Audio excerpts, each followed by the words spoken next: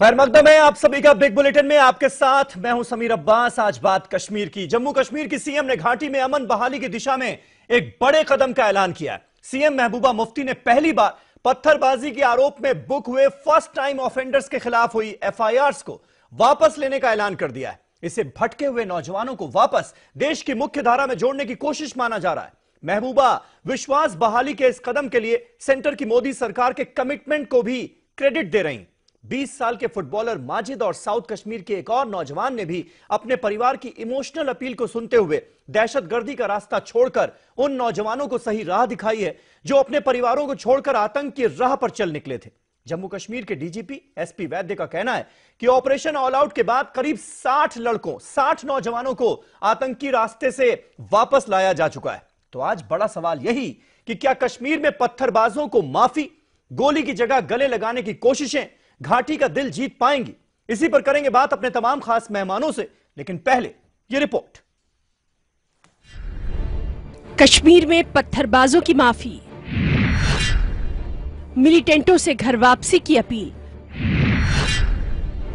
गोली की जगह गले लगाने की कोशिश क्या वादी का दिल जीत सकेगी? और क्या वादी में अमन बहाली की कोशिशें ला रही हैं रंग? कश्मीर में मौसम की तब्दीली के साथ साथ बीजेपी और उसकी हलीफ जमात के मिजाज में भी नरमी का गोशा झलकने लगा है। जिन हाथों में कुछ दिनों पहले तक पत्थर थे, अब उन्हीं हाथों में मौजूदा हुकूमत लैपटॉप देखना चाहती है और जिसका जिक्र वज़ीर-ए-आज़म नरेंद्र मोदी कर भी चुके हैं।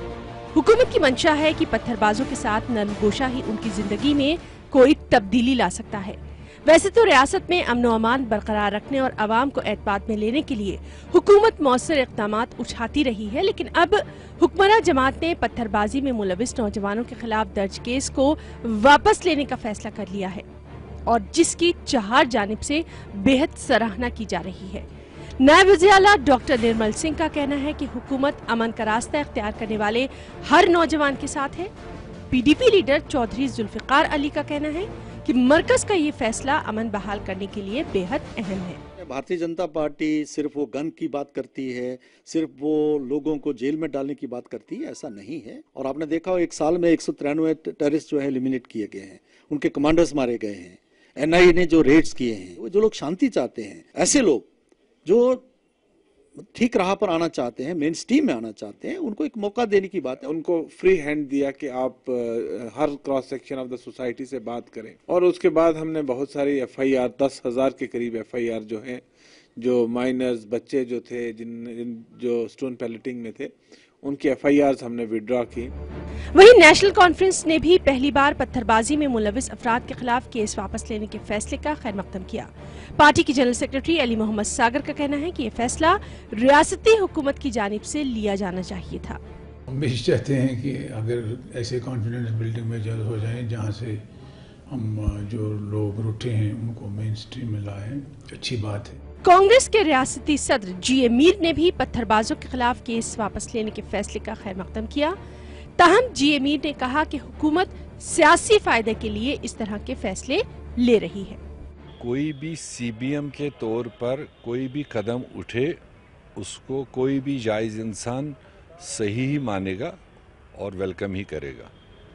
मगर सवाल ये उठता है कि ये जो आज ये सीबीएम बना के स्टोन पेल्टर्स को या जो लेस ऑफेंडर्स है उनको एमनिस्टी देने की बात है, ये क्रिएट कैसे हुई? ये तो इन्हीं के सरकार में जो इन्होंने पहले पॉलिसी अडॉप्ट की कि इनोसेंट हो या इन्वॉल्व हो, एक मुश्त या पॉलिटिकली विक्टिमाइजेशन हो। 60-70% तो बहुत सारे इनोसेंट लोग जो घरों में थे ही नहीं, उस टर्माइल के दरमियान में, उस पथराव के दरमियान, ऐसे लोगों को घरों से उठा के एफआईआर में डाल दिया। कश्मीर में पत्थरबाजों की माफी, मिलिटेंटों से हुकूमत का घर वापसी की अपील, गोली की जगह गले लगाने की हुकूमत की ये कोशिश क्या वादी की आवाम का दिल जीत सकेगी? Bureau report, ETV news. तो क्या कश्मीर में पत्थरबाजों को माफी और गोली की जगह गले लगाने की कोशिशें घाटी का दिल वाकई जीत पाएंगी? ये हमारा आज का सवाल। तमाम खास मेहमान हमारे साथ जुड़ चुके हैं। राजीव पांडे साहब हमारे साथ मौजूद हैं, भारतीय जनता पार्टी के स्पोक्स पर्सन हैं। सुलेमान मोहम्मद खान साहब आपको स्क्रीन पर नजर आ रहे हैं, कांग्रेस पार्टी के नेशनल स्पोक्स पर्सन हैं, वो हमारे साथ इस बहस का हिस्सा हैं। Defence expert retired major general PK Sehgal साहब हमारे साथ लाइव दिल्ली से जुड़ चुके हैं। हमारे सीनियर एडिटर तहसीन मुनव्वर साहब आज स्टूडियो में मेरे साथ खास मेहमान हैं। इसके अलावा नईमा महजूर हमारे साथ थोड़ी देर में जुड़ेंगी जम्मू से, जो कि स्टेट विमेन कमीशन जो जम्मू कश्मीर का है उसकी चेयरपर्सन है, वो हमारे साथ इस बहस में होंगी। और नेशनल कॉन्फ्रेंस का रुख रखने के लिए जुनैद आजिम मट्टू साहब जो कि नेशनल कॉन्फ्रेंस के स्पोक्स पर्सन हैं, वो भी हमारे साथ इस बहस में जुड़ेंगे। लेकिन शुरुआत राजीव मैं आपसे करना चाहूंगा। जिस तरह से पिछले दिनों पत्थरबाजी की जो घटनाएं हुई और उसके बाद पैलेट गन का मामला सामने आया, पैलेट गन चली, उस पर तमाम तरह के सवाल खड़े हुए, और अब एक जो पॉलिसी नजर आ रही है कि पत्थरबाज जो फर्स्ट टाइम ऑफेंडर्स हैं उनसे केस वापस लिए जा रहे हैं, यानी दिल जीतने की कोशिश की जा रही है। तो क्या यह माना जाए कि पॉलिसी शिफ्ट है क्या ये सरकार का? देखिए समीर भाई, पॉलिसी शिफ्ट नहीं है ये इशू सिंपल है कि जब से बीजेपी की सरकार आई, हाँ, उन्होंने 3 बातों को क्लियर किया। एक, अगर कोई व्यक्ति वहां की सरकार के गलत नीतियों से गलत राह पर है और वो मेन मुख्य धारा में वापस आना चाहता है, मुझसे बातचीत करेंगे। जो व्यक्ति बंदूक के साथ आएगा उससे भारत की सरकार बात नहीं करेगी, पॉलिटिशियन बात नहीं करेंगे, उससे हमारे आर्मी के जवान बात करेंगे। और operation all out is in full force. Operation all out पूरी तरीके से चलाया जा रहा है, और जो लोग भी बंदूक लेकर के जम्मू कश्मीर में घूमेंगे उनको ऑल आउट कर दिया जाएगा। लेकिन अगर कोई व्यक्ति किसी बहकावे में स्टोन पेल्टर बनता है, कोई व्यक्ति किसी के बहकावे में वहाबिज्म या किसी भी चीज के तहत से, किसी भी इन्फ्लुएंस से अगर गलत रास्ते पर गया है और वो वापस आना चाहता है, तो उनके लिए विंडो देना ये सरकार की शुरू से पॉलिसी रही है। ऐसा है कि आप कह रहे हैं कि पहले पत्थरबाजों पर पैलेट गन चलती थी, मैं आपसे सहमत हूं। पत्थरबाजों पर पैलेट गन सबसे कम लीथल ऑफेंस है। अगर आप कल को गोली चलाएंगे ज्यादा लोगों की हत्या होगी, इसलिए पैलेट गन का यूज किया गया कि लोग घायल होते हैं। नहीं तो अगर आप गोली का इस्तेमाल करेंगे तो लाशें बिछ जाएंगी। तो कोई पॉलिसी शिफ्ट नहीं है। भारतीय जनता पार्टी की सरकार की पॉलिसी रही है कि जो लोग मुख्य धारा में वापस आना चाहते हैं हम उनसे बात करेंगे, उनको हम एक मौका देंगे। नहीं तो ये पॉलिसी शिफ्ट तो है ना फिर पांडे जी। कुल मिलाकर अगर आप जिन स्टोन पेल्टर्स के बारे में आप ये कहते थे कि ये आतंकवादी हैं, आतंकवादियों का साथ दे रहे हैं, तो आतंकवादी ही हैं, इनको और कोई नाम नहीं दिया जा सकता, इनका इलाज सिर्फ पैलेट गन है। आज आप कह रहे हैं उन पर से केस वापस लेंगे, तो कहीं ना कहीं आपको रियलाइजेशन हुआ ना। समीर भाई, पैलेट गन का यूज डिस्पर्सल के लिए होता है, किलिंग के लिए नहीं। पैलेट गन जब वो हमला करते हैं पुलिस के जवानों पे, सीआरपीएफ के जवानों पर, तब पैलेट गन का यूज हो जाता है उनको डिस्पर्स करने के लिए। यह सबसे कम लिथल वेपन है। जहां तक आपने कहा कि आप केस वापस ले रहे हैं, कभी भी पत्थरबाजों को न तो आर्मी ने आतंकवादी कहा ना वहां की सरकार ने कहा। उसके लिए एक वर्ड है जो मैं आपको बता देता हूं, ओवरग्राउंड ओवरग्राउंड वर्कर्स। बिल्कुल। नाउ यू सी, दहशतगर्दों के ओवरग्राउंड वर्कर्स कहा गया। मैं क्या कह रहा हूं ना, लेकिन वो बंदूक लेकर के आर्मी के जवानों पर हमला नहीं करते, सीआरपीएफ के जवानों पर हमला नहीं करते, और जम्मू कश्मीर के पुलिस के जवानों पर हमला नहीं करते। आज आपको मैं बता दूं कि आज जो दहशतगर्दी के खिलाफ जो चल रहा है अभियान, उसके मुख्य रूप की जो भूमिका है वो जम्मू कश्मीर पुलिस निभा रही है। और जो लोग बंदूक से बात करना चाहते हैं उनके लिए हम बंदूक से बात करेंगे, लेकिन जो लोग बंदूक छोड़कर मुख्य धारा में वापस आना चाहते हैं उनसे सरकार उनके साथ रहेगी। हाँ, उनकी पूरी मदद की जा रही है, वो दिख भी रहा है। सरकार की पॉलिसी वहां पर साफ नजर आ रही। हाँ। इसलिए जरूरी है कि आप एक बात जान लीजिए कि जो लोग बहकावे में, जम्मू कश्मीर में एक बहुत बड़ा वर्ग है, वहां के गुजर है, बकरवाल है, शिया है, वो सबसे ज्यादा त्रस्त है सुन्नी आतंकवाद से। जम्मू कश्मीर में कोई फ्रीडम इंटर स्ट्रगल है नहीं, इसलिए हमारी क्लैरिटी है कि जो वहाबाइजेशन से जो टेररिज्म पैदा हुआ है उसको हम खत्म करके रहेंगे। ऑपरेशन मैं उस पर आऊंगा राजीव जी, मुझे पता था आप इसका जिक्र जरूर करेंगे, लेकिन ये जो पूरी की पूरी थ्योरी दी जा रही थी ना, वहाबिज्म वाली और जिहादी मानसिकता वाली और इस्लामिक स्टेट वाली, इसको खारिज कर दिया एसपी वैद्य साहब ने।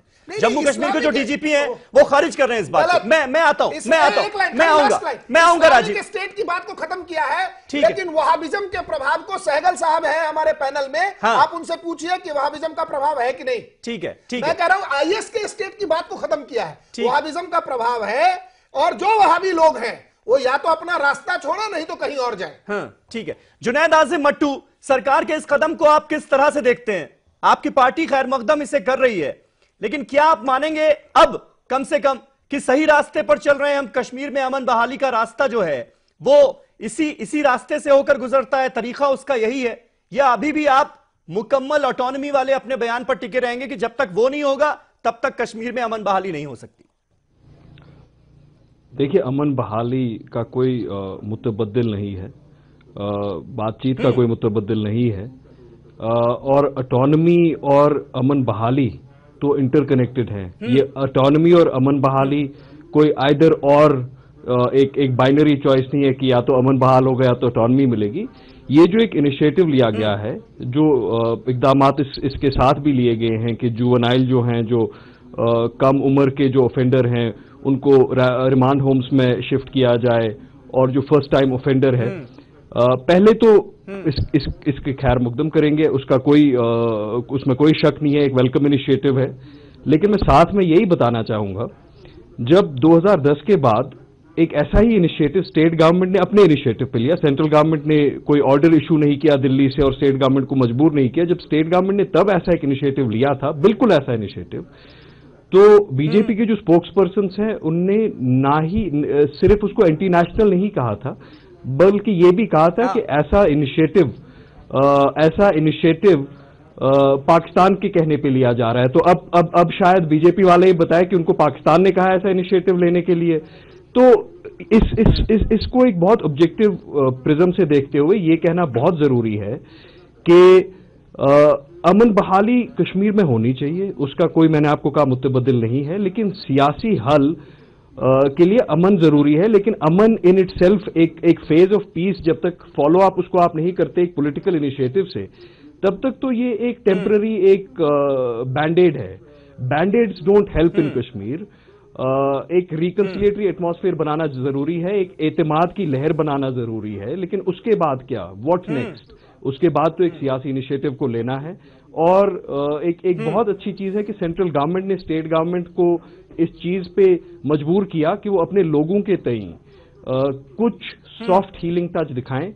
नहीं तो अगर आपको याद हो, जो स्टेट ह्यूमन राइट्स कमीशन है उसने एक रिकमेंडेशन दी थी स्टेट गवर्नमेंट को। स्टेट ह्यूमन राइट्स कमीशन के जो चेयरपर्सन है वो appointed by this same government है। उन्होंने एक रिकमेंडेशन दी थी कि हमारी जो फाइंडिंग्स है वो क्लियर कर देती हैं कि फारूक अहमद डार जो है बीरवा में वो स्टोन पेल्टर नहीं थे और उनको ह्यूमन शील्ड की जगह यूज किया गया, और वो एक ग्रोस ह्यूमन राइट्स वायलेशन है। और यही गवर्नमेंट ऑफिशियली चिट्ठी लिखती है कि आपको कोई हक नहीं है बोलने के लिए ह्यूमन राइट्स वायलेशन क्या है और हम उनको कंपनसेट नहीं करेंगे। तो अब यही उम्मीद है कि ये गवर्नमेंट भी, इस गवर्नमेंट का जमीर भी जाग जाए और ये अपने लोगों के तई कुछ हमदर्दी बरते और उनकी कुछ गमजोई करे, कुछ मलहम करे। लेकिन जुनैद, आपकी पार्टी जो पत्थरबाजों को लेकर सियासत कर रही थी, अब वो खत्म होगी क्या इस बयान के बाद, इस कदम के बाद सरकार? पत्थरबाजों को लेकर हमने, क्योंकि आप तो ये कह रहे थे कि पत्थरबाज जो है वो देश के लिए पत्थर चला रहे हैं, तो कहीं ना कहीं इसको लेकर सियासत भी तो की जा रही थी ना? समीर, मेरी बात सुनिए, पत्थरबाजों को लेके कोई सियासत नहीं है। पत्थरबाजी को हम कंडेम करते हैं, पत्थरबाजी कोई सोल्यूशन नहीं है। लेकिन आप सब पत्थरबाजों को मौत के घाट भी नहीं उतार सकते। पत्थरबाजों पे गोलियां चलाना भी कोई सोल्यूशन नहीं है। आप कितने लोगों पे गोलियां चलाएंगे? हमारा एक न्यूएंस्ड पॉइंट यही है कि पत्थरबाजी एक फिनोमिनन है, एजिटेशन है, एलियनेशन है, आइसोलेशन है। हम उसको कंडोन नहीं करते हैं, लेकिन आपको कहीं पे ग्रास रूट लेवल पे कुछ इकदामात उठाने पड़ेंगे। ठीक है जुनैद। सुलेमान मोहम्मद खान हमारे साथ मौजूद है कांग्रेस पार्टी से, कश्मीर से बड़ा गहरा वास्ता है इनका। सुलेमान, सरकार सही कदम सरकार ने उठाया है, सही रास्ते पर है, मानेंगे आप आज? क्योंकि इससे पहले जितने भी कदम उठाए गए और हमारा आपका डिस्कशन भी हुआ उस पर, आपने सिरे से खारिज कर दिया। जी समीर, शायद हम इस मुद्दे पे पिछले 2 साल में चौथी या 5वीं बार डिबेट कर रहे हैं, जब से बुरहान वानी का इनकाउंटर हुआ और अभी तक शायद 1.5-2 साल में। मैं पहली बार भी यही कहता था कि आपको डायलॉग करना पड़ेगा। गवर्नमेंट चाहे वो सेंटर में हो या स्टेट में हो, आप फोर्स नहीं इस्तेमाल कर सकते। आप ये कंफ्यूज लोग हैं, भाजपा की चाहे स्टेट में सरकार हो पीडीपी के साथ या सेंटर में, इनकी कोई पॉलिसी नहीं है। कंफ्यूज लोग हैं, ये समझते हैं हर चीज को नेशनलिज्म का अमली जामा पहना के या फोर्स को इस्तेमाल करके और नेशनलिज्म का कलर देके और उसका सोल्यूशन निकाला जा सकता है। ये इंटरलोकेटर जो दिनेश्वर शर्मा जी को अपॉइंट किया गया है, जो फॉर्मर आईबी के चीफ हैं, ये खुद इन्होंने इस बात को तस्लीम कर लिया कि इनकी पुरानी पॉलिसी जो 3 साल से फोर्स की और मिलिट्री यूज की थी और फोर्स इस्तेमाल करने की थी, वो उसमें ये फेल हो गए। इसीलिए इंटरलोकेटर इन्होंने अपॉइंट किया। पहले क्यों नहीं कर दिया? जहां तक पैलेट्स गन की अभी बात कर रहे थे और वहाबिज्म की, असल में पैलेट गन की जो बात, और ये जो एफआईआर वापस ली गई हैं, ये भी दिनेश्वर शर्मा जी का ही सुझाव था बाय द वे। हाँ, यही सवाल ये है समीर साहब, बहुत सवाल हैं जो 1 घंटे में नहीं हो सकते, लेकिन बात यह है कि जिन मासूम लोगों की, मैं पत्थरबाजों की बात नहीं कर रहा हूं, कोई लड़की खिड़की में खड़ी है अपने घर के बाहर, उसकी आंख में गोली लग गई, कोई नीचे खड़ा है, बच्चा जा रहा है, उसके गोली लग गई, जिनको आपने कितने 100 लोगों को अंधा कर दिया पैलेट्स गन के, उनका जवाब कौन देगा? जिनके साथ ज्यादती हो गई मासूमों की, उनका कौन जवाब देगा? आप इन सब बातों का जवाब दें। अच्छा, जो शर्मा जी को अपॉइंट किया गया है, हमारा सवाल उनसे यह भी है, भाजपा के प्रवक्ता से, कि पूरा उनका पैरामीटर ऑफ डायलॉग क्या है? अभी कह रहे थे कि हम उनसे बात नहीं करेंगे, जो वापस रास्ते पे आ रहा है उनसे बात करेंगे। हरियत से बात करेंगे नहीं करेंगे? भाजपा के प्रवक्ता बताएं, वो रास्ते पे वापस आ गए क्या? आप हरियत से बात करेंगे नहीं करेंगे, या वो भी बिगड़े हुए बहके हुए थे, सुबह को बैग? पांडे जी एक जवाब दे ही दीजिए छोटा सा, क्योंकि आप ही से सारे सवाल पूछे जा रहे हैं। बिल्कुल जवाब जी। सबसे पहले इसीलिए मैं कह रहा था ना कि पॉलिसी चेंज है। पहले तो हुर्रियत से आप लोग बातचीत करने के लिए राजी नहीं थे, हुर्रियत से जो बात करे उसको एंटी नेशनल कह देते थे। देता हूं, हाँ, आप कह रहे हैं सबसे बात करेंगे। नहीं, हमारे कांग्रेस के जो स्पोक्स पर्सन है, उनकी समझ लगता है इस पूरे विषय पर वो कहीं और है। मैं उनको उनके सारे सवालों का जवाब 1 मिनट के भीतर दूंगा। पहली बात, अगर हम कंफ्यूज हैं, आप और मट्टू साहब मिलकर 70 साल चलाए हैं, आपके पास का दिमाग कहां था? आप कंफ्यूज नहीं थे तो 70 साल में कहां से कहां ले गए कश्मीर को? आज स्थिति है कि 2 लाख कश्मीरी पंडित हिंदू बाहर है, पहली बात। दूसरी बात, आपने कहा कि हुर्रियत से बात करेंगे कि नहीं। जहां तक हुर्रियत की बात है, हुर्रियत के जो पाकिस्तान के पैसे पे पलने वाले लोग थे, वो आज बिहार की शोभा बढ़ा रहे हैं। हमने सैयद सलाउद्दीन, जो सबसे बड़ा टेररिस्ट है, उसके बेटे को जेल की शोभा बढ़ाने के लिए दिल्ली लाके रखा हुआ है। आप मेरी बात सुन लीजिए। आप जब बोल रहे थे, मैंने एक शब्द नहीं कहा था, मैंने एक शब्द नहीं कहा था। आपने कुछ सवाल उठाया, मैं उनका जवाब दे रहा हूं। 1 मिनट करो। तुम जानते हो कि तुम फ्लॉप हो गए हो। ये हुर्रियत के लोग हैं, ये हुर्रियत के लोग। सुनिए ना सुलेमान, जवाब तो सुनिए। मैंने सरकार में और मैंने कहा आप 70 साल में कुछ नहीं कर पाए कश्मीर समस्या को उलझाने के सिवाय। चलिए ठीक है। हुर्रियत के लोग जो टेररिस्ट फंडिंग में हैं, वो सब लोग जेल में हैं, उनको सजा मिलेगी। बात करने की बात अब दूर कह रहे हैं। जो लोग इन्वॉल्व हैं उन पर चार्जशीट किया जाएगा, उनको सजा मिलेगी भारत के संविधान के हिसाब से, भारत के कानून के हिसाब से। सलाउद्दीन का बेटा जेल में रहेगा। ठीक है, और हुर्रियत के पीके सहगल साहब, क्या आपको भी सरकार की पॉलिसी में कोई कंफ्यूजन नजर आता है, या फिर पॉलिसी क्रिस्टल क्लियर नजर आती है कि जो पाकिस्तान परस्त आतंकवादी हैं उनका ऑपरेशन ऑल आउट के तहत सफाया करो, कश्मीर के जो नौजवान हैं भटके हुए, उनको वापस लाने की पूरी कोशिश करो और अमन बहाली की कोशिशें की जाए? क्या आपको क्लियर पॉलिसी नजर आ रही है या कंफ्यूज नजर आ रही है पॉलिसी अभी भी?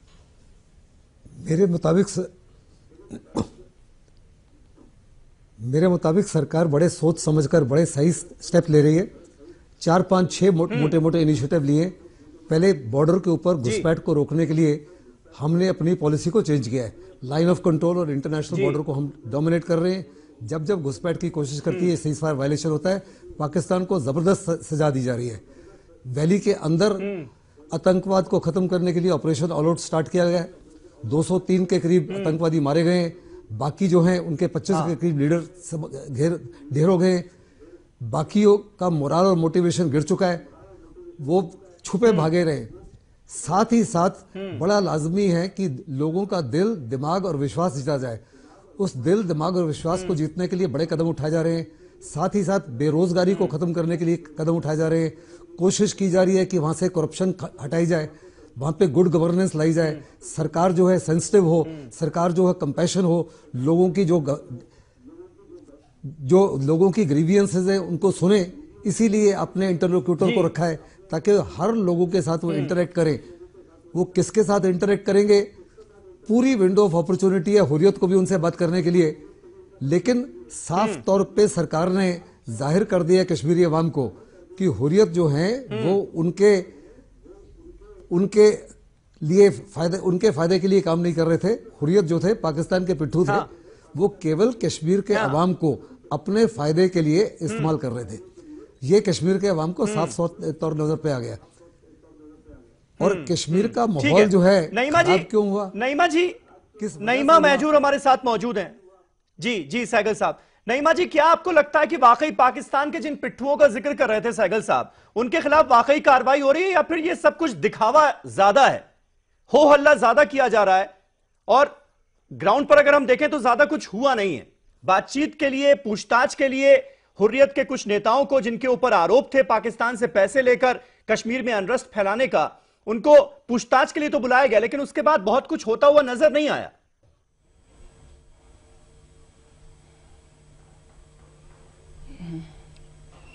देखिए, इसमें हमें आप एक चीज का ख्याल रखना होगा कि जब अपने घर में आग लगती है तो हमेशा कोशिश होती है कि हम दूसरों पे इसका इल्जाम दें। हमारे घर में अगर कोई प्रॉब्लम है तो हमें देखना है ये प्रॉब्लम कैसे शुरू हुआ, और इस प्रॉब्लम को सोच समझ के कैसे देखें और कैसे हल करें।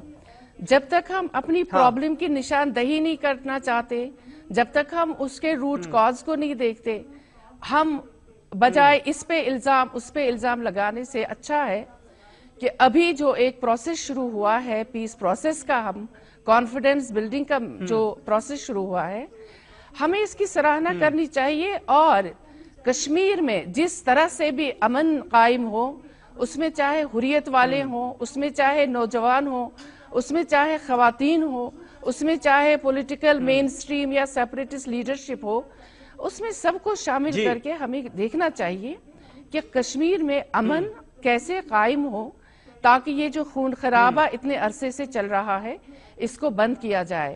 बजाय एक दूसरे पे इल्जाम देने के, बजाय एक दूसरे पे उनको कन्फ्रंटेशनल एटीट्यूड अपनाने से, उससे मुझे लगता है कि हालात जो हैं, ठीक है कुछ अरसे तक ये हालात ठीक हो जाएंगे, उसके बाद हमने देखा है 2008 हमारे सामने है, 2010 है, फिर 2016 है, तो इसको रिपीट बार बार करने से अच्छा है कि पूरी प्रॉब्लम को समझे, तमाम स्टेक होल्डर्स को शामिल करें, उनको अपनाएं और देखें कि इस मसले का हल हम कैसे तलाश करें।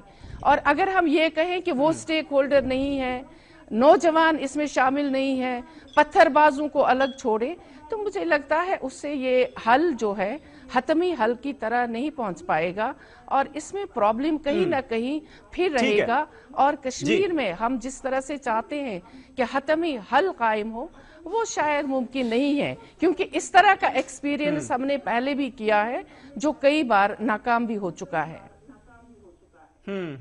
तहसीन साहब, इसे एक तरह से बड़ी नाकामयाबी मानी जा रही थी पिछले कुछ दिनों। एक तो पहले से ही कहा जा रहा था कि भाई बीजेपी और पीडीपी ने मिलकर सरकार बनाई, दोनों ही की बिल्कुल अलग अलग आइडियोलॉजी है, दोनों के जो विचार हैं वो आपस में मिलते नहीं, इस वजह से दिक्कतें हो रही हैं।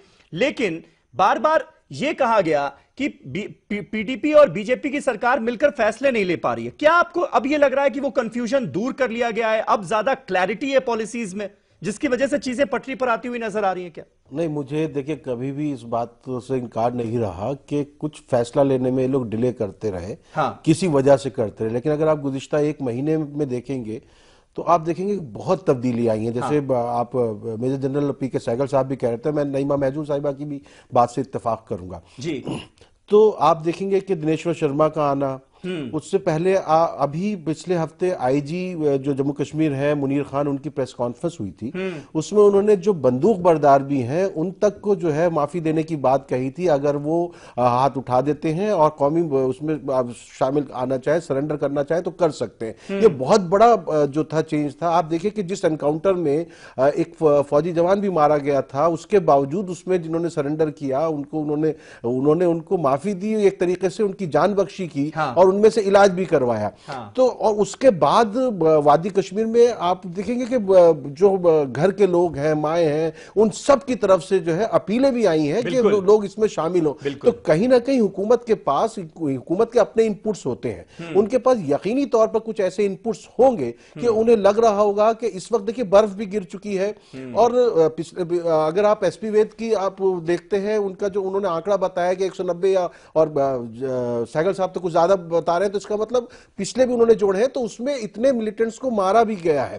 तो कहीं ना कहीं हुकूमत दो तरीके से चल रही है कि जो हमारे साथ सॉफ्ट अप्रोच लेके चल रहा है हम उसके साथ सॉफ्ट है, जो हमारे साथ हार्ड अप्रोच लेके चल रहा है हम उसके साथ हार्ड है। और इसमें मैं नईमा महजूद साहिबा की बात से बिल्कुल इत्तेफाक करूंगा कि इसमें जितने भी स्टेक होल्डर्स हैं, वो जो भी हैं, किसी भी पॉलिटिकल विचारधारा के हो, किसी भी पॉलिटिकल पार्टी से उनका ताल्लुक हो, आप एक बार देखिए तो इसका क्या असर होता है। इसको किसी समझ जाने दीजिए इस बातचीत को। देखिए बहुत नुकसान हो चुका है। 1996 में जब पहला इंतखाबात बहुत टेररिज्म के बाद हुआ है, उसके बाद भी हमने देखा कि एक ऐसी पॉलिटिकल क्लास आई, फिर वही सब कुछ हो गया। हमें यहां पर डेवलपमेंट वर्क्स की जरूरत है। लोगों को जो है वहां पर उनकी तरक्की की बातें होनी चाहिए, उनकी जो परेशानियां रोजमर्रा की, उनकी तरफ तवज्जो देने की जरूरत है। और ये जो बच्चे जो जोश और जुनून में पत्थर हाथों में उठाकर अगर आगे आ गए थे, अब आप पैलेट गन की बात कीजिए, दूसरी बातें कीजिए, अब वो हो गया।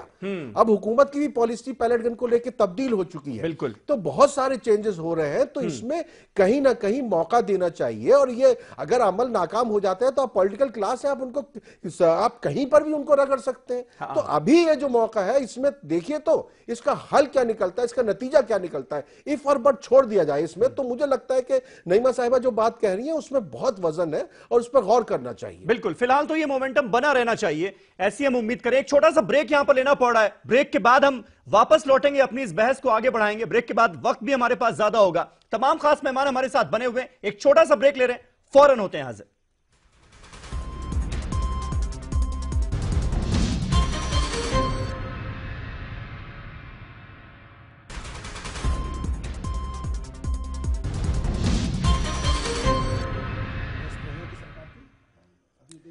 तो क्या कश्मीर में गोली की जगह गले लगाने की कोशिशें घाटी का दिल जीत पाएंगी? ये हमारा आज का सवाल। तमाम खास मेहमान हमारे साथ बने हुए हैं। राजीव पांडे साहब, हालात में जो बदलाव नजर आ रहा है कश्मीर घाटी में, उसकी एक क्या बड़ी वजह यह भी है कि आजाद कश्मीर जिसका राग अलाप करके दहशतगर्दी को हवा दी जाती थी, उसकी भी कुल मिलाकर हवा निकल चुकी है। पाकिस्तान के पीएम जो हैं वो खुद आजाद कश्मीर के कॉन्सेप्ट को नकार चुके हैं एक तरीके से। लेकिन ऐसे में अभी भी बहुत सारे ऐसे लोग हैं, हमारे साथ मट्टू साहब बैठे हुए हैं, जो कंप्लीट मुकम्मल ऑटोनॉमी की बात करते हैं कि वो अभी तक दी नहीं गई है, और जब तक वो नहीं दी जाएगी तब तक हालात पूरी तरह से काबू में नहीं आ पाएंगे। तो इस लॉजिक का क्या जवाब है? देखिए, पहली बात तो ये आपने कहा था प्रोग्राम में कि सरकार ने कोई एक्शन लिया कि नहीं। हाँ, 7 लोग जब हुर्रियत कॉन्फ्रेंस के तिहाड़ में बंद है। सलाउद्दीन का बेटा की नौकरी गई और वो भी अब तिहाड़ में बंद है। तो पहले आप इस सरकार के बारे में ये मत कहिए कि सरकार ने एक्शन नहीं लिया। ये सरकार मजबूती से एक्शन ले रही है। Operation all out full force में है। करीब 200 टेररिस्ट मारे गए 1 साल में। और इस सरकार ने कहा कि जो लोग वापस आना चाहते हैं हम उनको गले लगा लेंगे, क्योंकि हम we want to give them another chance, हम उनको एक और चांस देना चाहते हैं। जहां तक आपने कहा कि आज जो पाक ऑक्युपाइड जम्मू कश्मीर है, जिसको पाकिस्तान आजाद कश्मीर कहता है, वहां की जो हालत है धीरे धीरे मीडिया आप जैसे लोगों की वजह से उभर करके बाहर आ रही है। गिलगिट बल्तिस्तान जो पाक ऑक्युपाइड जम्मू कश्मीर का जो सबसे बड़ा हिस्सा है, जो हमारा हिस्सा है, गिलगिट बल्तिस्तान में जिस तरीके से शिया पॉपुलेशन पर अत्याचार किया जा रहा है पंजाबियों के द्वारा, पंजाबी मुसलमान सुन्नी मुसलमानों के द्वारा, आप उनकी एक रिपोर्टिंग करिए। वो आज सोच रहे हैं कि किस तरीके से हम भारत में शामिल हो जाए। मैं दावे से कहता हूं गिलगिट बल्तिस्तान में आज अगर आप करवाएं, 90% लोग भारत के साथ आना चाहेंगे, क्योंकि वहां की आबादी 85% शिया है। और आज आपको पता है कि पाकिस्तान में शियाओं की जो हालत है वो हिंदू और क्रिश्चियन के नीचे है, क्योंकि उनके हिसाब से शिया नहीं रह सकते पाकिस्तान में, हिंदू क्रिश्चियन फिर भी रह सकते हैं क्योंकि नॉन बिलीवर है। तो ये जो मट्टू साहब जो कह रहे हैं, इवन कश्मीर में जो 21% शिया मुसलमान है, वो आज पाकिस्तान के साथ जाने की बात सोच भी नहीं सकता है, करने की तो दूर की बात है। और भारत में जहां तक ऑटोनॉमी की बात है, आपको एक सरकार दी गई है, आपके सीएम है, आपके मिनिस्टर हैं, आपके पंचायत मेंबर हैं। तो इससे ज्यादा ऑटोनॉमी आपको क्या चाहिए, मुझे समझ में नहीं आती। अगर आप अपने चुनाव कर रहे हैं, आप सीएम चुन रहे हैं पिछले 70 साल से, आपके नेता 3-3 जनरेशन रूल किया है उन्होंने, और कश्मीर में समीर भाई इशू इज ओनली वन। ये 5-6 परिवार हैं जो कश्मीर के जनता के ब्लड की दलाली किया है इन्होंने। किसकी तरफ इशारा है आप? मैं आपको कह रहा हूं 6 परिवार, ये सारे बड़े परिवार हैं।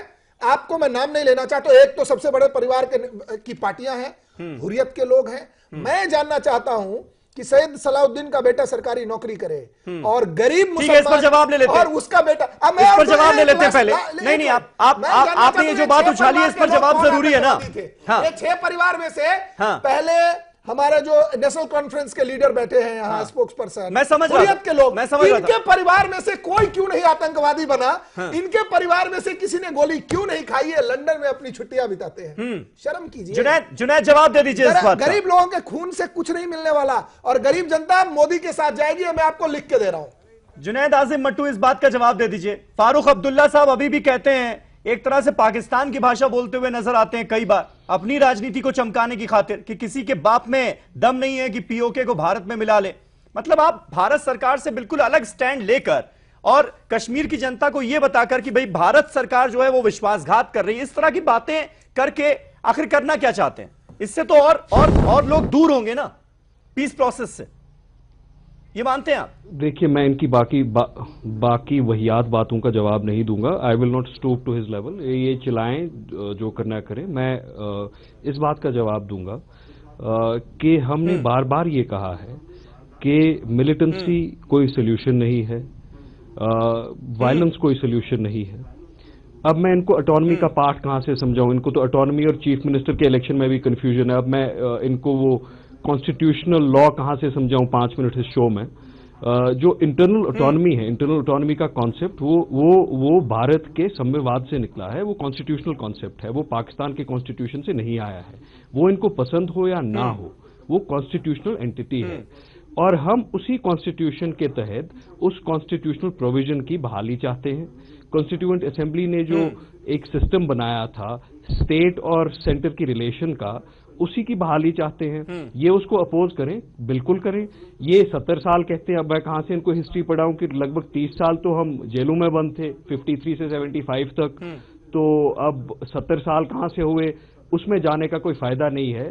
जिसने अपने आंखों पे नहीं, लेकिन मट्टू साहब मेरा सवाल ये था, जब आपके नेता ये कहते हैं कि भाई एक फैसला हुआ था विलय का, लेकिन भारत ने हमारे साथ अच्छा सलूक नहीं किया, हमारे साथ विश्वासघात किया गया, तो 35 तो ये सारी सुप्रीम कोर्ट में चल रहा है। ये सारी बातें तो अपनी सियासत चमकाने की खातिर की जा रही ना। एक मिनट राजीव, जिसकी वजह से दिक्कत हो जाती है कई बार। बात करने दीजिए। इन्हीं सब बातों को इन्हीं सब बातों को देखिए, मुझे बात करने दीजिए, मुझे बात करने खत्म। चलिए बोलिए आप, देखिए बोले।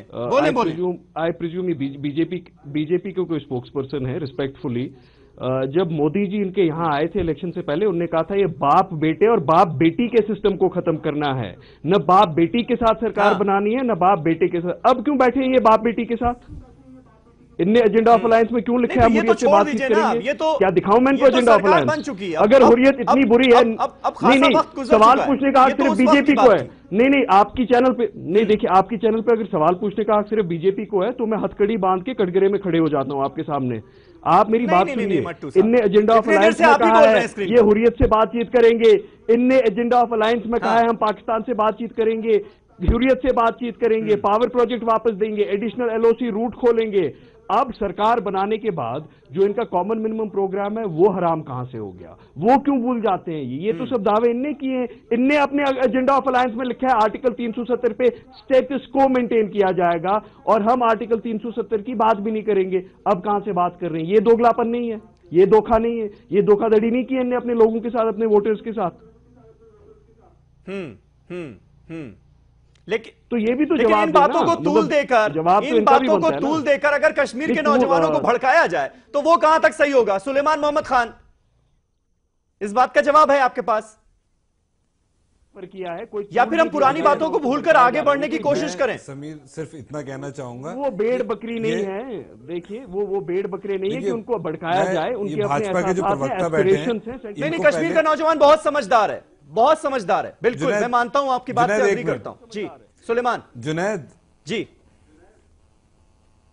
मैं समीर सिर्फ ये कहना चाहता हूं, अभी देखिए भाजपा के प्रवक्ता बैठे हैं, जैसे जुनैद ने कहा, अभी इनको समझना पड़ेगा कश्मीर को। यही मैं 2 साल से आपके शो पे 5 बार कह चुका हूं कि कश्मीर की नफ्स को पकड़ो, कश्मीर के लोगों की एस्पिरेशंस को समझो, उसकी रूह को पकड़ो। ये कहां, ये डिवाइसिव पार्टी है, इनके प्रवक्ताओं को भी जहन में डिवीजन होता है, ये हिप्नोटाइज्ड है बुरी तरह से। लोग तोते को जैसे पढ़ा दिया जाता है, जो तोता बोलता रहता है वही ये लोग बोलते रहते हैं। ये समझ नहीं रहे, ये सीरियस इशू है। होता क्या है, डिवीजन करो, शिया को काटो, सुन्नी को काटो, फिर वहाबिज्म ले आओ, बिल्कुल इररिलेवेंट बातें करते हैं। मुद्दा यह है कि आप बुरी तरह फ्लॉप हो गए कश्मीर में, भाजपा की सरकार। सिर्फ इतना मुद्दा है कि 3 साल से आप ताकत का इस्तेमाल कर रहे थे, फोर्स का इस्तेमाल कर रहे थे, मासूम लोगों पे भी आपने जुल्म किया, आंखें फोड़ दी, अंधा कर दिया जवान लड़कियों को, लड़कों को और बच्चों को स्कूल जाते, और मार दिया। और इवन क्रॉस बॉर्डर टेररिज्म में 100 से 150 से ज्यादा सिविलियंस मर गए, हमारे फौजी मर गए। फ्लॉप पॉलिसी आपकी रही, और उसके बाद आप डायलॉग देते हैं। अगर आप फ्लॉप नहीं हुए होते तो 3 साल बाद आपने इंटरलोकेटर क्यों अपॉइंट किया? चलाइए गोली, चलाते रहिए, क्यों पीछे हटे आप? हम यही कह रहे थे 3 साल से, क्या बातचीत करिए, डायलॉग करिए, ये पूछते थे हम नहीं। लेकिन सुलेमान देखिए, बार बार सरकार की तरफ से ये दलील दी जाती है, ये बात कई बार रिपीट हो चुकी है, इसलिए मैं आपको बता रहा हूं। बार बार सरकार की तरफ से ये दलील दी जाती है कि जो पाकिस्तान परस्त दहशतगर्द थे, जो कश्मीर में माहौल बिगाड़ रहे थे, उनके खिलाफ हमने सख्त एक्शन लिया, इसलिए उन्होंने रिटेलिएट किया, जिस वजह से कुछ घटनाएं हुई। अब हालात जो है वो नॉर्मलसी की तरफ बढ़ रहे हैं। एक मंत्री है इनकी सरकार में, सर हाँ, एक मंत्री है इनकी सरकार में स्टेट की, इन्हें पता है, पांडे जी को नहीं पता है। जो मंत्री हैं उनकी जो बीवी हैं वो एक उसके पाकिस्तान ऑक्यूपाइड कश्मीर जो हिस्सा कहलाया जाता है, जो उन्होंने अपने कब्जे में लिया हुआ है, उसके एक लीडर है अमानुल्लाह खान, वो लिबरेशन फ्रंट उनकी है, उनकी बीवी है, वो पाकिस्तानी है, वो इनकी सरकार में मंत्री हैं, वो सेपरेटिस्ट लीडर होते थे, और पाकिस्तान की ये बात करते हैं। नहीं तो उसके बिना पर आप कहना क्या चाह रहे हैं ना, खुलकर बात कीजिए ना। ये बताएं, बिरयानी काय की खाई, बीफ की खाई, मटन की खाई, चिकन खाई, वेज बिरयानी खाई, शॉर्ट डिप्लोमेसी हुई, सुलेमान बहुत छोटे स्तर पर मुझे लगता है आप ले जाइए। आईएसआई में भाजपा के लोग पकड़े जाते हैं, आईएसआई के एजेंट भाजपा के लोग होते हैं। कौन थे वो मध्य प्रदेश के जो आईएसआई का पूरा गैंग चला रहे थे भारत में? मध्य प्रदेश कहां पहुंच गए सुलेमान? आज तो कश्मीर की बात हो रही है ना। अभी जो कश्मीर में पॉलिसीज नजर आ रही है सरकार की, सुलेमान उसकी बात कीजिए ना। अगर देखिए, आप ऑपोजिशन पार्टी का ये मतलब है कि आप निंदा करें और आप सरकार की कमियों को उजागर करें। लेकिन अगर कोई अच्छा काम होता हुआ नजर आ रहा है तो उसकी तारीफ भी कर दीजिए, उसमें साथ भी दे दीजिए। कार्यकर्ता इसमें क्या दिक्कत है? या नहीं था? तमाम आईएसआई के एजेंट का गैंग चला रहा था वो। सवाल यही है, आज तो अगर वो आईएसआई का एजेंट था तो एंटी नेशनल्स का वो सलाखों के पीछे पहुंच गया, उसके खिलाफ केस रजिस्टर हो गया। छोड़िए ना वो बात, उसको यहां लाकर हम क्या साबित कर लेंगे? जवाब देना पड़ेगा, क्योंकि 2 लोगों ने मेरे से सवाल पूछे हैं, बोल के जवाब देना पड़ेगा। नेशनल कॉन्फ्रेंस के प्रवक्ता ने और साथ में कांग्रेस के जो प्रवक्ता बैठे हैं, उन्होंने कहा कि हमारी समझ नहीं थी, भारतीय जनता पार्टी की समझ नहीं थी। देखिए, भारतीय जनता पार्टी की पॉलिसी एकदम पत्थर की लकीर है कि जो लोग बात करना चाहते हैं with in the ambit of constitution, वो बात कर सकते हैं। जो बंदूक लेकर के घूमना चाहते हैं, उनसे हमारी आर्मी बात कर रही है। Operation all out is not suspended, operation all out चल रहा है। नहीं, लेकिन आप जब ये कहते हैं कि पाकिस्तान परस्त आतंकवादी हैं, पाकिस्तान यहाँ आतंक, वो बातें समझ में आती है, लेकिन अब आप जिहादी वर्ड इसमें जोड़ देते हैं तो लगता है कि आप मामले को डाइवर्ट करने की कोशिश कर रहे हैं। राजीव पांडे कौन है लोग? ये लोग क्या नारा लगाते हैं? पुलिस खारिज कर देती है, ऐसा कुछ है ही नहीं। आप भी तो कहीं ना कहीं पहले कंफ्यूज नजर आ रहे थे। आपने कहा कि ये जिहादी मानसिकता करा रही है, कश्मीर को इस्लामिक स्टेट बनाने की कोशिश हो रही है, वो सारी बातें खारिज हो गई, हवा निकल गई उस आइडिया की, उस थ्योरी की। स्टेट के बारे में किसी ने नहीं कहा।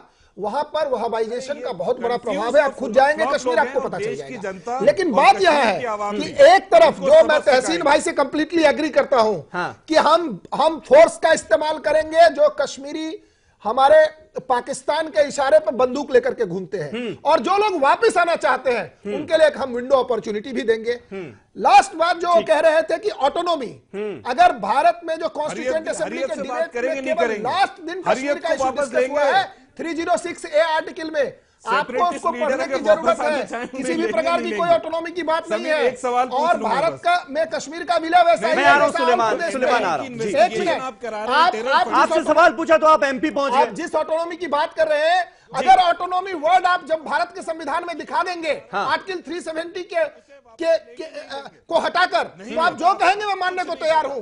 मैंने ही वो पिटीशन बनाया है जो वेस्ट पाक रिफ्यूजियों का पिटीशन सुप्रीम कोर्ट में लगा है। आप लगता है ना भारत की संविधान पढ़ते हैं ना जम्मू कश्मीर का संविधान पढ़ते हैं। पीके सहगल साहब, पीके सहगल साहब पढ़ लीजिए आप। पीके सहगल साहब जिस ऑटोनॉमी का जिक्र कर रहे हैं मट्टू साहब, क्या वो आप समझा सकते हैं कि वो किस ऑटोनॉमी की बात करेंगे? जो मुकम्मल ऑटोनॉमी की बात की जाती है कि वो जब तक नहीं मिलेगी तब तक कश्मीर के हालात जो है वो नॉर्मल नहीं हो सकते, समझा सकते हैं क्या आप?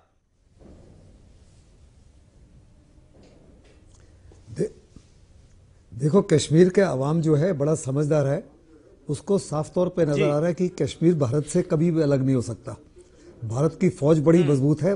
भारत हर प्रकार का उनको सहूलतें दे रहा है जो पाकिस्तान की तरफ से वहां के लोगों को किसी प्रकार की कोई सहूलतें नहीं है। मॉडर्न कनेक्टिविटी से, साइबर कनेक्टिविटी से, मीडिया कनेक्टिविटी से, एयर कनेक्टिविटी की वजह से, रोड और रेल कनेक्टिविटी से आज को कश्मीर का अवाम है वो सब कुछ देख रहा है, इस तरफ और उस तरफ। उसको साफ तौर पे नजर आता है कि इधर बहुत कुछ हो रहा है, उधर कुछ भी नहीं हो रहा। वहां के लोग हैं, दुखी हैं अपनी सरकार से, वो हिंदुस्तान के साथ जुड़ना चाहते हैं। और यहाँ जो है ऑटोनॉमी की बात करते हैं केवल सेपरेटिस्ट और हुरियत, और वो उनके किसी भी प्रकार के उनके शुभ चिंतक नहीं है। अभी अवाम को साफ तौर पर नजर आ गया वो शुभ चिंतक नहीं है। ये जो मसला इतने सालों से खराब हुआ है उसकी वजह केवल और केवल पाकिस्तान और हुरियत है। आज जो है सरकार बड़ी सिंसियर है, बड़ी फोकस्ड है, हर प्रकार से कोशिश कर रही है कि जो सिचुएशन है उसको इम्प्रूव किया जाए, लोगों को हर प्रकार की सहायता दी जाए। 60 से 65 हजार करोड़ रुपए रिलीज किए हैं, इंफ्रास्ट्रक्चर डेवलप किया जाए, टूरिज्म को डेवलप किया जाए, ऑर्चर्ड वालों को फूड प्रोसेसिंग, फूड इंडस्ट्री वहां लगाया जाए, हर प्रकार की कोशिश की जा रही है। सबसे ज्यादा फोकस है जनरेशन नेक्स्ट का, यूथ के ऊपर। यूथ साफ तौर पे जानता है कि उसका वो क्या चाहता है। वो चाहता है कि उसकी जिंदगी पीसफुली बहाल हो सके। वो किसी प्रकार से आतंकवाद से नहीं जुड़ना चाहता और वो चाहता है कि आतंकवाद खत्म हो। और आतंकवाद को खत्म करने के लिए ये जो ऑपरेशन ऑल आउट है और जो बॉर्डर के ऊपर हम सख्त कदम उठा रहे हैं वो इसीलिए उठा रहे हैं कि पहले आतंकवाद खत्म होगा। कोई जादू की छड़ी नहीं है, काफी समय लगेगा, 5-7 साल लगेंगे लोगों के दिल दिमाग विश्वास को जीतने के लिए, लेकिन बड़ी जबरदस्त कोशिश हो रही है हर प्रकार से, बड़ी सिंसेरिटी से, बड़ी जेन्युइननेस से। बिल्कुल। और सबसे बढ़िया बात है कहीं ये बात ये क्या नहीं साबित करती है कि भाई जो सरकार है, जो सिक्योरिटी फोर्सेस हैं, सेना है, उनके प्रति जो भरोसा है वो कहीं ना कहीं बढ़ा है। जिस तरह से भटके हुए जो नौजवान हैं, जो दहशतगर्दी के रास्ते पर आगे बढ़ चुके थे, उनको जिस तरह से वापस मुख्यधारा में लाने की कोशिश हो रही है और जो उसका रिस्पांस मिल रहा है, जैसा कि हमने एटीवी उर्दू पर भी बहुत सारी माओं की, बहुत सारी फैमिलीज की अपील्स जो थी, इमोशनल अपील्स वो चलाई और उसका रिस्पांस बड़ा अच्छा मिला। बहुत सारे भटके हुए नौजवान वापस घर को लौट आए और उनको हमने देखा कि सरकार ने उनको वापस मुख्यधारा में लाने के लिए काफी कोशिशें भी की। केसेस हटा लिए गए, उनके खिलाफ कानूनी मामले जो थे वो हटा लिए गए और उनको मुख्यधारा में लाने की कोशिश की गई। तो ये कहीं ना कहीं ये भी तो बता रहा है कि भाई भरोसा कर रहे हैं वो भटके हुए नौजवान सरकार पर, सेना पर। बिल्कुल सही बात है, बिल्कुल सही बात है समीर। देखिए, एक फुटबॉलर गोलकीपर था जी, माजिद जो चला गया था, जब वापस आया तो आप देखिए उसके साथ हिंदुस्तान का जो सबसे बड़ा फुटबॉल खिलाड़ी है बहचुन भूतिया, वो खड़ा हो जाता है। सही बात है, सही बात। कहीं ना कहीं मुल्क के लोग भी उनके साथ खड़े होना चाहते हैं।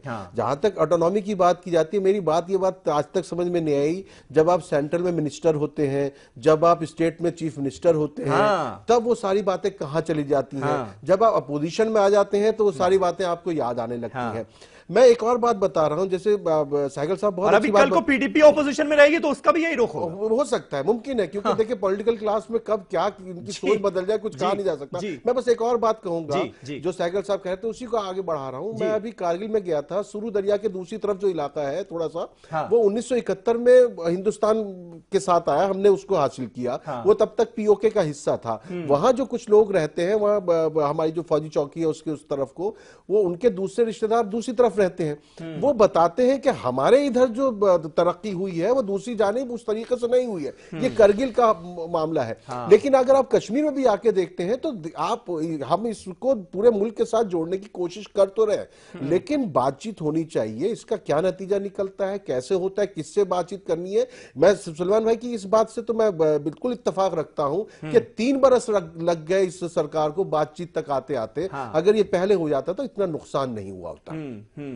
नईमा जी, ये बात मानती हैं आप कि ये काम बहुत पहले हो जाना चाहिए था, या फिर इसे इस तरह से मैं सवाल पूछूं कि पहले जो पॉलिसी थी वो कहीं ना कहीं कंफ्यूज थी, और पहले जो पॉलिसी थी वो हार्ड पॉलिसी थी, अब एक तरह से सॉफ्ट पॉलिसी की तरफ बढ़ी है सरकार और उसका नतीजा सामने आ रहा है? क्या ऐसे कहा जा सकता है?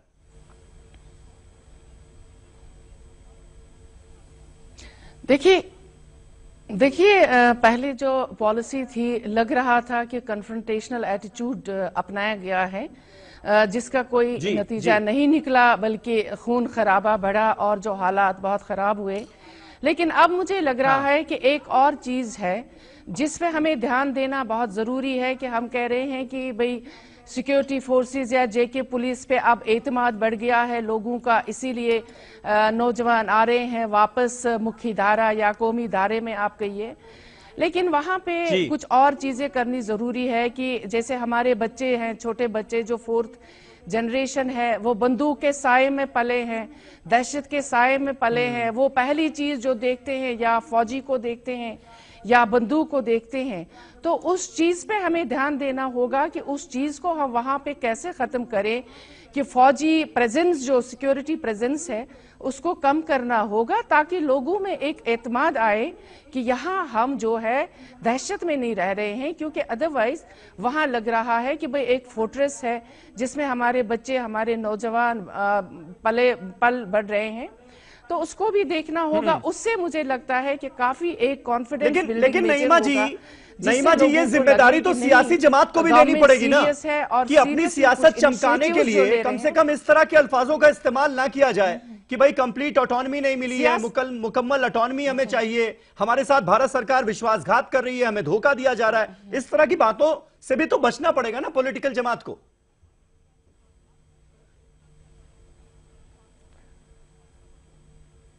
नहीं, आपको कश्मीर का मसला समझना होगा और उसको पूरे 70 साल की दहाई में देखना होगा कि कश्मीर का नरेटिव जो भी पॉलिटिकल मसला है उसका नरेटिव बजा अगर आप चेंज भी करना चाहें, लेकिन आपको देखना भी है कि कश्मीर का मसला है, उसको एक्सेप्ट करना होगा और उसको आगे चल के फिर आपको देखना होगा कि चलिए within the ambit of constitution ही सही, लेकिन आपको लोगों के साथ बात करनी होगी, उनको एतमाद में लेना होगा और उनको ये एतमाद देना होगा। राजीव पांडे रिस्पॉन्ड करना चाह रहे हैं इस पर। जी तो किसी इनिशिएटिव के तहत चल रहे हैं, आप ये नहीं कह सकते। ठीक है जी राजीव जी। नईमा जी और जो भी हमारे सहगल साहब हैं, तहसीन साहब ने जो कहा, मैं मैक्सिमम सभी बातों पर सहमत हूं। लेकिन ये बार बार जो जम्मू कश्मीर को आप कह रहे हैं कि कश्मीर का मसला समझना पड़ेगा, कश्मीर का मसला समझना पड़ेगा। जम्मू कश्मीर एक होल स्टेट है, कश्मीर उसका पार्ट है। जम्मू कश्मीर की जो प्रक्रिया थी भारत में विलीनीकरण की, वो एक थी। आपने एक बार भी, ये जो लीडर बैठे हैं कांग्रेस को और नेशनल कॉन्फ्रेंस के, उन्होंने एक बार लद्दाख की बात नहीं की, उन्होंने जम्मू की बात नहीं की। कश्मीर का राग अलाप रहे हैं, ऑटोनॉमी की बात कर रहे हैं। जम्मू कश्मीर का 50% से ज्यादा बड़ा हिस्सा लद्दाख है, आज तक भारत के खिलाफ कोई आवाज नहीं उठी। जम्मू 35% हिस्सा है, आज तक भारत के खिलाफ आवाज नहीं उठी। ये 15% हिस्सा जो जम्मू कश्मीर का वैली है, उसमें भी जो कुछ लोग वेस्टेड इंटरेस्ट के लोग हैं वो ऑटोनॉमी की बात करते हैं, जब वो सरकार में होते तो बात नहीं करते। ठीक है सुलेमान की बात बीच में कट गई थी, मेरे पास वक्त खत्म हो रहा है, इसलिए सुलेमान मैं आपको रिस्पॉन्ड करने का मौका दे रहा हूं। वेस्टेड इंटरेस्ट की वजह से ऑटोनॉमी की बात की जा रही है, राजीव कह रहे हैं। सुलेमान, कश्मीर की बात चल रही है, सुलेमान सवाल तो सुन लिया कीजिए। करा रहे हैं, लद्दाख पे करा लिए, फिर इल्जाम लगाने पे हैं ये लोग। ये जुमलेबाज और झूठे कंफ्यूज लोग हैं। चलिए मट्टू साहब 10 सेकंड है आपके पास।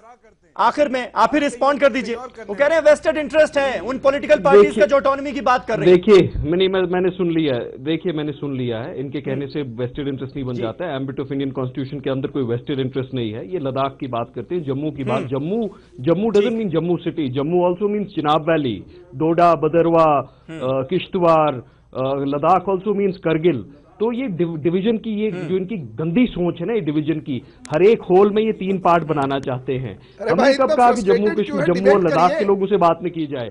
इनके इंटरलोक्यूटर जम्मू क्यों गए अगर जम्मू में मसला नहीं है? वो जम्मू में क्यों मिल रहे हैं लोगों से अगर इंटरलोक्यूटर क्यों गए जम्मू? वो जम्मू क्यों गए? वो जम्मू क्यों गए? वो जम्मू क्यों गए अगर जम्मू में मसला नहीं है? Jammu also means Chenab valley, Jammu also means Chenab valley, it also means Pir Panjal, Rajouri, Poonch, डोडा, किश्तवाड़, भदरवा, वो भी जम्मू है। जम्मू सिर्फ जम्मू और उधमपुर का शहर नहीं है, ये समझ लें पहले इस रियासत को। मुझे पता है भाई। चलिए ठीक है, ठीक है, बहुत बहुत शुक्रिया, बहुत बहुत शुक्रिया। वक्त मेरे पास खत्म हो चुका है, इसलिए इस डिबेट को यहीं खत्म करना पड़ेगा। पीके सहगल साहब, राजीव पांडे जी, सुलेमान मोहम्मद खान, जुनैद आजिम मट्टू, तहसीन साहब और नईमा जी, आप सबका बहुत बहुत शुक्रिया हमारे साथ इस डिबेट में शामिल होने के लिए। तो जल्द से जल्द उम्मीद बस यही की जाए कि वादी कश्मीर में जो अमन बहाली है वो मुमकिन हो पाएगी। शांति बहाली की तरफ कश्मीर बढ़ रहा है और इसमें हर पॉलिटिकल पार्टी को अपना योगदान देना चाहिए और इसे मुकम्मल कराने में जल्द से जल्द अपनी कोशिशें करनी चाहिए। बहुत बहुत शुक्रिया आप सभी का। कल एक नए टॉपिक पर नई डिबेट के साथ हाजिर होऊंगा। तब तक आप तमाम खबरों के लिए देखते रहें ETV।